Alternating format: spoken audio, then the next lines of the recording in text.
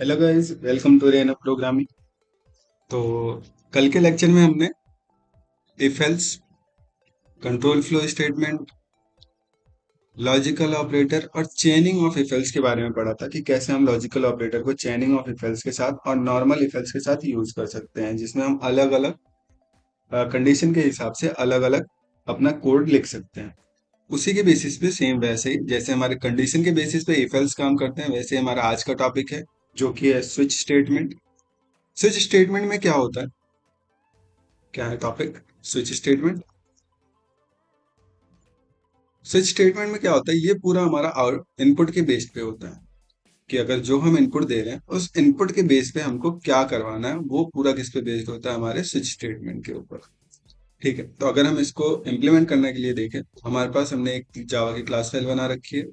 इसके अंदर आएंगे और यहाँ पे हम हमारा मेन मेथड लिखेंगे। इसके अंदर हमको देखिए, पूरा ये बेस्ड है इनपुट के ऊपर, तो हमको क्या करना पड़ेगा, एक स्कैनर क्लास लेके इनपुट लेना पड़ेगा। तो हम क्या करते हैं, एक स्कैनर क्लास बनाते हैं। Scanner s c equals to new scanner. हम यहाँ क्या करेंगे, system dot in. Switch statement के अगर हम फायदे देखें तो ये क्या करता है, केस और के वैल्यूज के ऊपर काम करता है। और इसको अलग करने के लिए हम क्या यूज करते हैं, बेस स्टेटमेंट यूज करते हैं। ये क्या करता है, एक ऐसा वे प्रोवाइड करता है जिससे हम डिफरेंट पार्ट ऑफ कोड को वैल्यू के एक्सप्रेशन के बेसिस पे क्या कर सकते हैं, यूज कर सकते हैं, या फिर हम उसको रन कर सकते हैं, एग्जीक्यूट कर सकते हैं। जैसे कि यह हमारे पास हमने क्या लिया, एक इनपुट लिया साउट। मान लेते हैं हम क्या ले रहे हैं, एक डे ले रहे हैं। डे के बेसिस पे हमको Monday, Tuesday, Wednesday, Thursday print करवाना है। तो हम क्या करते हैं, यहाँ लेते हैं enter your day number, enter your day in numbers. ये है हमारे पास, हम क्या करेंगे, एक इंट लेंगे डे के लिए। Int day equals to s c dot next int, जिससे हमको क्या मिल जाएगा, हमारे डे के लिए इनपुट मिल जाएगा। फिर उसके बाद हम डायरेक्टली क्या लगाएंगे, स्विच स्टेटमेंट, और इसके अंदर हमारा डे पास कर देंगे, डी ए वाई डे। अब हमको क्या करना है, केस, ये हमारा केस आएगा ही। अब इनपुट में क्या आ रहा है वो हमको यहाँ लिखना है, कि जैसे हमने इनपुट में 1 दिया, यानी हम इसके अंदर जो इनपुट दे रहे हैं वो हमको यहाँ पे लिखना है। अगर यहाँ पे इंटीजर लिया तो इंटीजर आएगा, स्ट्रिंग लिया तो स्ट्रिंग में भी आएगा, बुलियन लिया तो बुलियन भी आएगा। तो ये केस के बाद जो भी हम लिखते हैं वो हमारा इनपुट होता है डायरेक्टली। तो हम यहाँ केस 1 लिखा, कि मान लो हमने इनपुट डाला केस 1। फिर हम क्या करवाएंगे, प्रिंट करवा सकते हैं कि हमारा जो डे 1 होगा वो होगा मंडे। ऐसे हमारे पास क्या होगा, केस 2। हम यहाँ क्या लिखेंगे, केस 2। मान लो हमने इनपुट में दिया केस 2, हम यहाँ से क्या प्रिंट करवा सकते हैं, ट्यूसडे।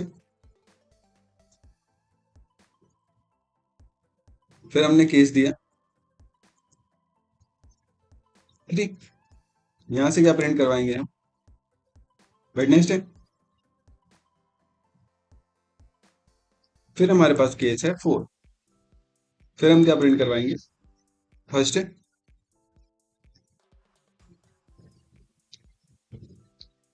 इसके बाद हमारे पास है केस 5, यहाँ हम प्रिंट करवाएंगे फ्राइडे।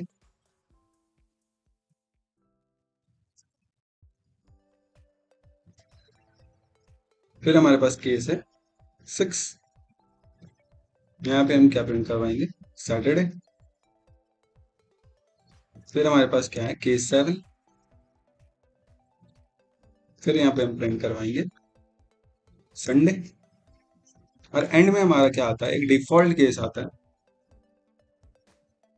जो कि अगर इनमें से कोई सा भी कैच नहीं होता उसके अंदर तो वो हमारा शो होता है। जैसे हमारे इफ एल्स के अंदर एल्स था कि अगर ऊपर में से कुछ भी नहीं चला तो हमारा एल्स केस चलता था, वैसे इसके अंदर डिफॉल्ट होता है कि अगर कोई से भी केस में से एक्सटर्नल वैल्यू आ जाती है जो कि इस केस के अंदर नहीं आ रही, तो उसके लिए हमारा डिफॉल्ट रन होता है। तो हम यहाँ क्या कर सकते हैं, invalid day input, invalid day input. तो अगर हम इसको अभी रन करें,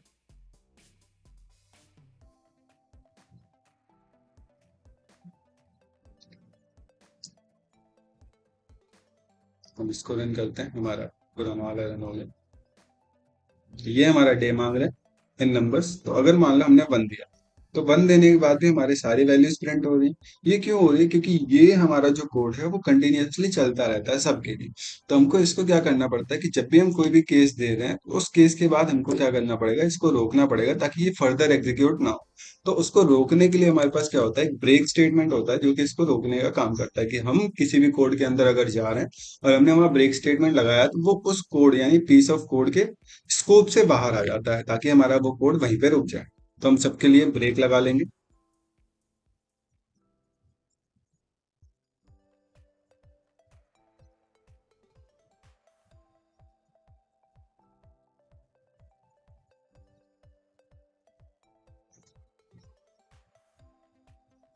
अब अगर हम रन करते हैं और यहाँ पे कोई सा भी नंबर देते हैं तो हमारे पास सिर्फ वही प्रिंट होगा जो नंबर हमने दिया होगा। तो अगर हम वापस से रीरन करें और फिर से कोई और नंबर डालें कि हमारे पास क्या है 6, तो हमारे पास क्या प्रिंट हो रहा है, सैटरडे। अगर हम कोई भी एक्सटर्नल वैल्यू डालते हैं तो हमको क्या मिलेगा, इनवैलिड इनपुट। जैसे हमने डाल दिया 12 तो हमको क्या मिलेगा, इनवैलिड डे, क्योंकि ऐसा कोई डे होता है। इसी के बेसिस पे हमारा क्या है, एक एनहेंस्ड स्विच होता है। ये हमारा जो है ये हमारा डिफॉल्ट स्विच है। इसके अलावा जो हमारा जावा 12 फीचर आया था उसके अंदर हमारे पास था एनहेंस्ड स्विच। एनहेंस्ड स्विच क्या होता है कि हम स्विच को बिना ब्रेक स्टेटमेंट के यूज कर पाते हैं। जैसे मैं इस स्विच को अगर बंद करूं और यहाँ पे हम क्या करेंगे, एक नया यूज करेंगे। हम क्या बनाते हैं, स्ट्रिंग डे नेम बोल देते हैं। डे नेम इक्वल्स टू, यहाँ क्या लगाएंगे, हम स्विच लगाएंगे डायरेक्टली और यहाँ क्या पास कर देंगे, डे। इसके अंदर हमको डायरेक्टली लिखना है केस 1 और फिर उसके बाद एक एरो लगा के हमारे को क्या लिखना है, मंडे।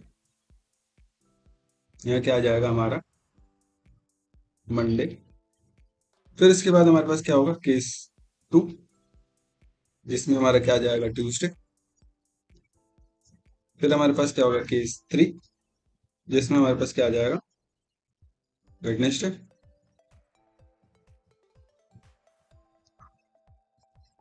फिर होगा हमारे पास केस 4 जिसके अंदर हमारे पास क्या आ जाएगा, थर्सडे। फिर हमारे पास क्या होगा, केस 5 जिसके अंदर हमारे पास क्या आ जाएगा, फ्राइडे। इसके बाद हमारे पास क्या होगा, केस 6 जिसमें हमारे पास क्या आ जाएगा, सैटरडे। और एंड में हमारे पास क्या होगा, केस 7 जिसके लिए हमारे पास क्या आ जाएगा, संडे। और डिफॉल्ट केस अगर हमको लगाना है तो हम लगा सकते हैं, नहीं लगाना है तो नहीं लगा सकते। डिफॉल्ट केस के लिए हम क्या ले लेंगे, इनवैलिड डे। ये हो गया हमारा। इसी को हम क्या कहते हैं, स्विच स्टेटमेंट। तो हम क्या कर लेंगे, साउट कर लेंगे हमारे डे नेम को, साउट डे नेम। और अगर हम इसको रन करते हैं तो ये हमारा सेम उसी तरीके से काम करेगा, बस इसका लिखने का तरीका अलग हो गया। तो हमारे पास वही डे इन नंबर्स आ रहा है और इस बार हमको ब्रेक स्टेटमेंट भी यूज करने की जरूरत नहीं पड़ेगी, हम डायरेक्टली इसको यूज कर सकते हैं। तो अगर हम इसके अंदर वैल्यू डालते हैं हमारे लिए 2 तो हमारे पास क्या प्रिंट हो जाएगा, ट्यूसडे। तो हम चाहे ये यूज कर सकते हैं, आपकी मर्जी है, चाहे ये यूज कर सकते हैं, ये भी आपकी मर्जी है। हम चाहे तो एक साथ ही क्वार्टरली भी यूज कर सकते हैं कि हमने एक साथ ही 2 3 4 दे दिए, तो जिसके लिए भी डालेंगे तो फर्स्ट क्वार्टर सेकंड क्वार्टर आएगा। तो वो भी क्या होता है, हमारे एनहेंस्ड सूची होता है। ठीक है। अगर हम एक प्रोजेक्ट की बात करें तो हम इसके अंदर एक प्रोजेक्ट बना सकते हैं। यानी एक और कंसेप्ट होता है इसके अंदर जिसको हम क्या कहते हैं, नेस्टेड स्विच, यानी स्विच के अंदर स्विच लगा। जैसे कि मान लीजिए हमारे पास क्या है, एक डे तो है ही, एक मंथ भी है। तो हम यहाँ क्या करेंगे, एक साउट आउट बनाएंगे और यहाँ क्या देंगे, enter your month, enter your month. और यहाँ पे एक और इनपुट लेंगे, int month equals to sc dot next end. ये हो गया हमारा। तो हम यहाँ क्या करेंगे, एक स्विच लेंगे, स्विच, और स्विच के अंदर डालेंगे पहले मंथ, कि हमारा पहले मंथ स्विच करना है। केस 1 लिया हमने, केस 1 के अंदर हमारे पास क्या आ जाएगा, हम पहले ही प्रिंट आउट कर लेंगे किसको, मंथ को। तो फर्स्ट मंथ जो होता है हमारा वो जनवरी है, तो हमने यहाँ पे जनवरी ले लिया। इसके बाद हम क्या करेंगे, एक और स्विच इसके जस्ट नीचे लगाएंगे, किसके लिए, हमारे डे के लिए। जो कि इसके अंदर होते हैं। फिर हमारा वापस से क्या आ जाएगा, केस। ये जो स्विच है ये हमारे मंथ के लिए काम करेगा, ये जो स्विच है वो हमारे मंथ के अंदर जो डेज होते हैं उनके लिए काम करेगा। तो हमने अगर 1 डाला तो हम यहाँ पे क्या प्रिंट करवा सकते हैं, मंथ। सेम वही तरीका है जो हमने यहाँ पे यूज किया है, तो हम इसको यूज कर सकते हैं। तो हमने इसको यहाँ से कॉपी किया और यहाँ पे क्या कर सकते हैं, डायरेक्टली पेस्ट कर सकते हैं। पेस्ट।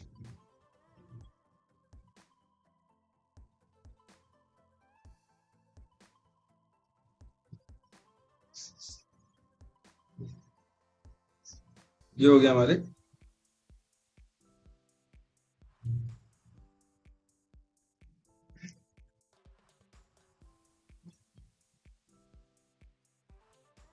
केस 1 के लिए।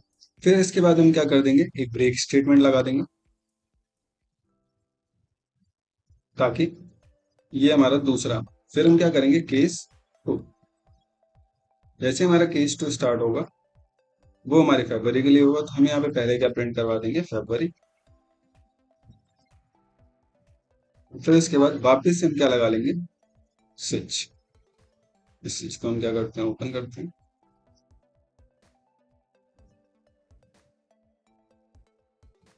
ये हो गया। इसके बाद हम वापस से नीचे आके क्या लगा लेंगे, इसके बाद ब्रेक।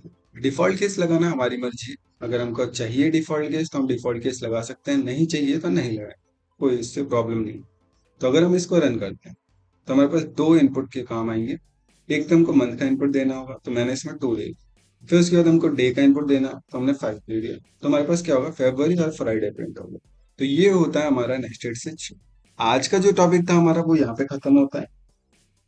अगर आपको हमारा लेक्चर अच्छा लग रहा है तो इस चैनल को सब्सक्राइब करिए, लाइक करिए और शेयर करिए अपने फ्रेंड्स के साथ, ताकि वो भी इसको देख सके। Thank you.